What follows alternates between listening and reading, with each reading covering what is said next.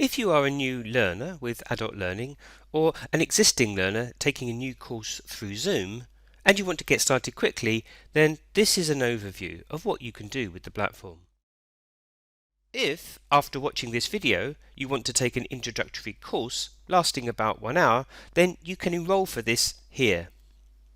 Go to the Adult Learning section of the Norfolk County Council website, type in an introduction to Zoom, and that will bring up the next available courses where you can enroll.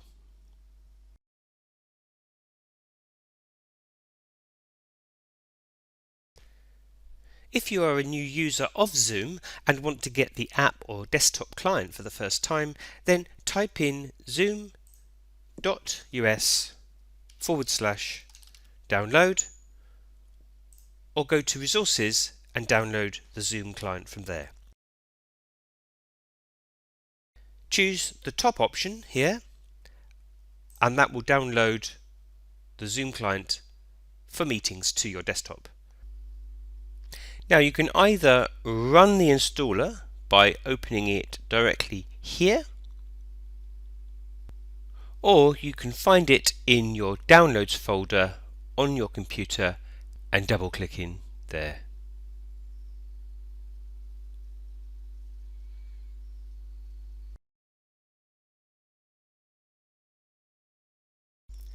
And this will install the Zoom app onto your computer. And once installed, the app will look something like this. And the basic options in the app are to start a new meeting, to schedule a meeting, or what we're going to look at now is join a meeting. To join a meeting with the app, click on Join, and then enter the 11-digit meeting ID given to you by the course tutor. To find this out, you need to open up your emails and your tutor should have sent you a meeting ID and maybe a passcode. Enter the meeting ID in here.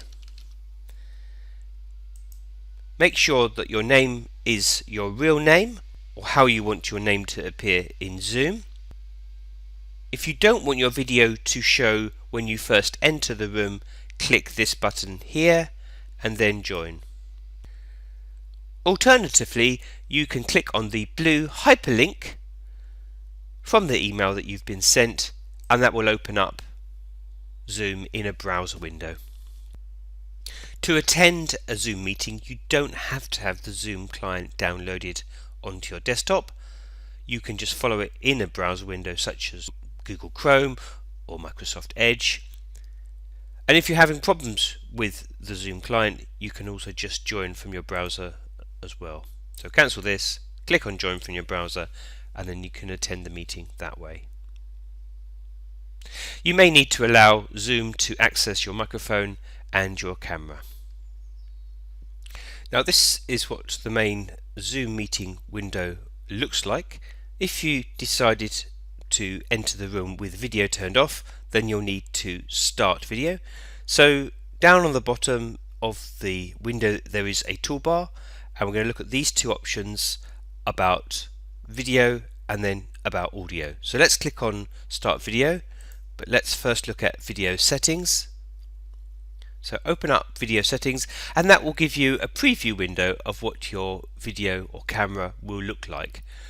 If you have a background, you may want to change this to what they call a virtual background, but that only generally works best with a green screen or a single color background. So if you've got a single color wall behind you, then you could use a virtual background, and the way you do that is by clicking on Background and Filters,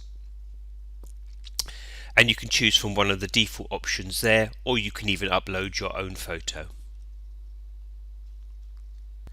The other thing you need to do is to check the audio, and I am using a USB headset plugged into my computer, and you may have some earphones again which are plugged into your laptop or computer, and you need to make sure that the correct microphone that you're using is the one you want to use. If you're just using your computer mic, then it may well be your inbuilt microphone that you need to select here, but the default will be either your USB microphone if you've got one, or a headset, or your computer mic. So just make sure that you test these first, and test your mic to make sure that that is working before you start using your audio and video.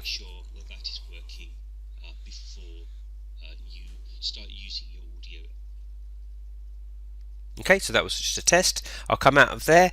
I'm going to unmute, which means that my microphone is now working, so other participants and the tutor will be able to hear me. And if I start my video too, that will also work with my inbuilt camera. You may have a webcam. So we're not going to look at all the features in this quick start guide, but I do want to draw attention to the toolbar.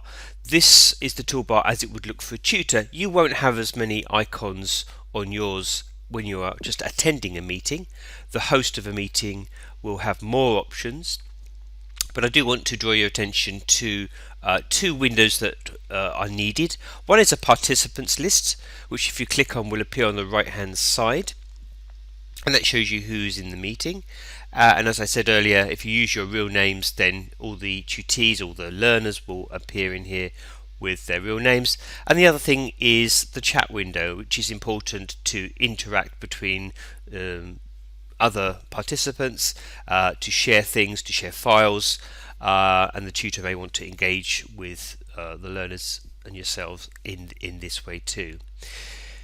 Notice that Zoom isn't full screen at the moment, and when Zoom is full screen, this will appear slightly differently. So let's go to full screen, and I'm going to click on these arrows here, and that has filled the whole of my window. And now if I was to click on chat, you'll find that chat has now disappeared, and if I click on chat now, it will appear as a floating chat box. Similarly, the participants list, if I clicked on that too, that will appear as a floating participants list. Now you may not want that. A host presenting something may well want this, but you may not want it like this. So the way to come out of full screen is going back to the top right, minimizing that or exiting full screen, and that will dock both the participants list and the chat window there, and you can close down either of these if you need to. The other basic viewing option is Zoom. During a meeting you may either want to just see the video of the person who is speaking, usually the host, but it could also be other participants or learners, or you could have gallery view, which shows you all of the videos of other participants who are attending the meeting, and you can also turn on and turn off those participants who are sharing their videos. And this is an icon which is found off the toolbar and is an icon of a square with 9 dots. Now you can attend a Zoom meeting using a mobile device. You can access a meeting and you can take part and share your video, and there are some of the features that you see in the desktop version in the mobile device, although the layout is slightly different. However, to fully take part in the meeting, to be able to share files and other things that you may need to do, then it's best to use the desktop version. Okay, going back to the toolbar, another very important feature of Zoom is to be able to share the screen, and a tutor or host of a meeting may well want to do this because this way you can share either a PowerPoint slide or a Word document or a whiteboard or some other material with the rest of the participants in the meeting. And the share screen icon is this green button with a black arrow, and if you click on that, that will bring up another window in the middle, and you have the option to choose what exactly it is that you wish to share.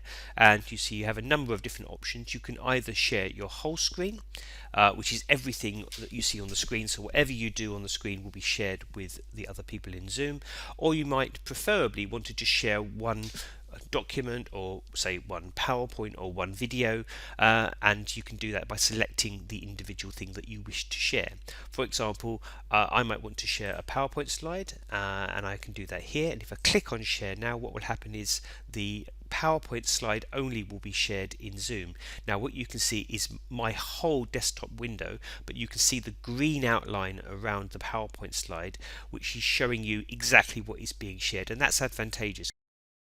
You don't want to share personal information to everybody in the meeting, especially if it's being recorded. And the final thing about screen sharing is that when a screen is being shared, the toolbar may appear at the top of the window, especially if you're the host.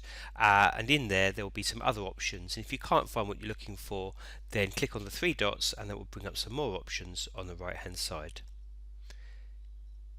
There are other options such as annotations, breakout rooms, and an interactive whiteboard. But that's enough for this quick start guide. So finally, if you think that has been all you need to get started, then that's great. But if you want to take the hour-long introduction to Zoom course, then that is put on by the community team at Adult Learning, and you can find that on the Norfolk County Council website.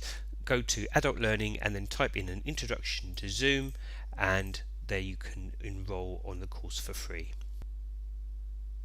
And this will give you practice in using the platform for yourselves and finding solutions to any problems that you might encounter.